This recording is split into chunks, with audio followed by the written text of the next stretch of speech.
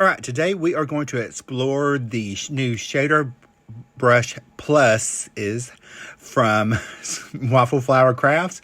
Now, they were nice enough to send me the brushes and a few other products to test out. So I'm testing out the Shader Brush Plus 1 and the assortment pack, and then that was the color layering hot foil plate color layering ornament hot foil plate. I don't have any glimmer machine, so we're going to use dry embossing.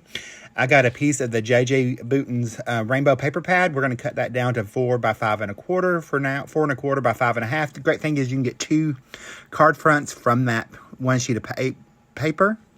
I'm going to prep my paper with the anti-static powder bag.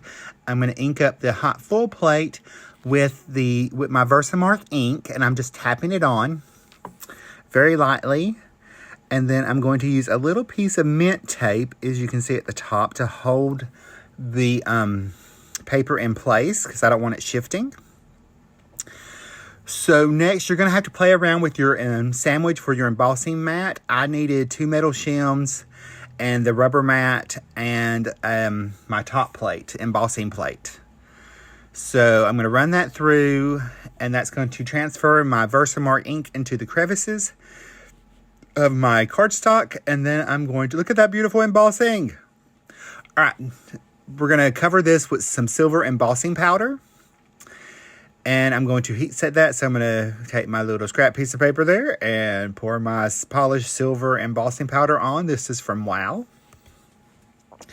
So I'm going to pour that on, sprinkle it everywhere, get a little sprinkle, All right, so now we're going to tap that off, get off any excess, take a brush, clean up anywhere that any of that powder stuck. And then I'm going to funnel that back into the jar because you know embossing powder is precious. And then I'm going to heat set that until it's smooth and melted with my heat tool. So I'm going to hold it down on the box that is lined with foil. I saw this from Ardith. I thought it was ingenious, so I'm trying it out. And it's going to melt that embossing powder all over our embossed panel. And then we're going to get to the ink blending with these shader brushes. So we're almost done, almost smoothed, almost melted. Make sure you hit every little area. Now, I will say that the foil seems to help to heat from the underneath. I will say that. So, good tip, Ardith. All right, so I've got that smooth and melted. And now we are going to put that on the Waffle Flower grip mat. I'm using the color layering ornament stencils from Waffle Flower. This is a 4 stencil set. I'm only going to use 3 since I'm using the paper as the background. And I will show you some other cards at the very end where I have used it with cardstock and ink. So I've taped on the stencil number 2. We're going to start with our Shader Brush 1 Plus, and I've got 4 colors of distress ink out, but I wasn't sure if I was going to use all of those. I ended up only using 2 and a pigment ink. So the Shader Brush Plus, and this is a double-ended one, which is great because you can get 2 on 1. And then you have the assortment pack. And I don't know how long these are going to be available, but you get an assortment of all of the ones. You got the number 3 flat, the 2 plus, the 0 plus, and a 1 plus. I believe is what's in there. It's right here. Yeah, 2, 3, and a 1, and a 0. So we're going to take our 1 shader brush. I'm going to start with my Wrap Persimmon Distress ink, and I'm going to push the ink on, and I can do it in a swapping motion. The difference between these brushes and the original shader brushes is they allow you to apply more ink quicker to the stenciled area. So that's a great thing because we can just load this baby right on up with some color and just swoop it in and get everything all nice and covered up. And then we can move on and save some time and move on to our next layers. So I will say this, that they are a little different. They're not flat like the original shader brushes. They have an angled, beveled edge at the end. That's what allows you to get more ink coverage. Ink coverage is what I should be saying. Words are hard today, y'all.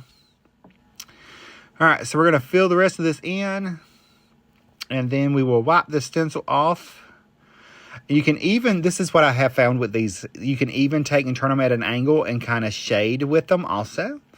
So you can get a little definition going on your pieces. Excuse me. Got a cough. So I got that on there. We're going to brush off that ink. And then we will switch our stencil to the next one to add our next layer of color. Look at that prettiness. I've layered up the next stencil. I'm going to tape it in place so it doesn't shift on me. And I'm going to use broken china and using that same, well, a new shader brush, but the same thing. We're going to swap that color on from the edge, and I'm not really even having to press hard. That's why I really liked these brushes, because I didn't have to press hard at all to get anything down. Normally, if I'm using a regular brush or something, I have to really push hard. These, you don't have to. You just kind of swap that color across there and boom, bam, bing, you're done. It's super easy, super quick. I've really liked them. I've played with them for a few weeks now and have really enjoyed them. And they came out for sale the 1st of November. I think it was the 5th is when they released their new products of November, and that's when they came out. So I know they're available in the store if they're not sold out. I don't know. I haven't checked. I need to go check. But also, I know if you're watching this at the time of this, they are doing a warehouse sale also, because they're moving their warehouse to a bigger facility, I assume. But they're doing a warehouse sale, so things are on sale. I don't think the shader brushes are, but they're well worth what you get. You get a 5-pack in the 1+. And currently the assorted pack is available. I don't know how long that'll be available. And I want to say the 0 and the 2+ come in like a 15-pack. So, I mean, you get a lot for a little amount of money, which is great. All right, so I'm going to take and add the 3rd layer on. And this time I am going to switch to a smaller. I'm going to switch to the 0. See the 0 or 2? It was the 2+, the one that has the little angle. I'm going to switch to that. And I am going to apply white pigment ink into that opening to add the highlights. And this was super, super easy. It really made it quick because you could add the highlights in there. Didn't take a lot of ink to apply because of the angle of that brush.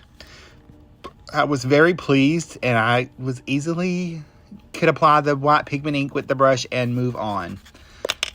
And I need to clean that brush as I'm sitting here looking at it. But I enjoyed the brushes. I enjoyed the sizes. Excuse me. I hope that they do really well. I think they will. All right, now let's finish up our card. We're going to take it. I'm going to dry that white pigment ink. And then I am going to trim this panel down a little bit. We get this ink dried. We are going to trim the panel down to 3 3/4 by 5 because I'm going to mount it on another piece of cardstock or matte layer. So I'm just trimming that down, making sure we get all the nice clean edges. Make sure there's no weird cuts anywhere.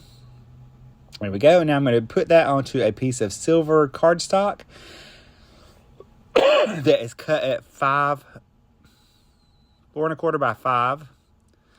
And then I'm going to mount that onto my top folding card base that just so happens has to have the same colors as our ink blending. So that's really good. So I'm going to add this onto the card front just with some Barely Art glue. And then we're going to add our sentiments. Actually, before do I add? Yes, I do. I'm going to add, I pulled out my sentiments, and they are from the Essential Sentiment Die Cuts, the silver foil and white, and the Christmas Tree Die Cut Sub Sentiments. I'm going to pop some foam tape behind our sentiments and my sub sentiment. And then I'm going to add, I decided it needed a little something something.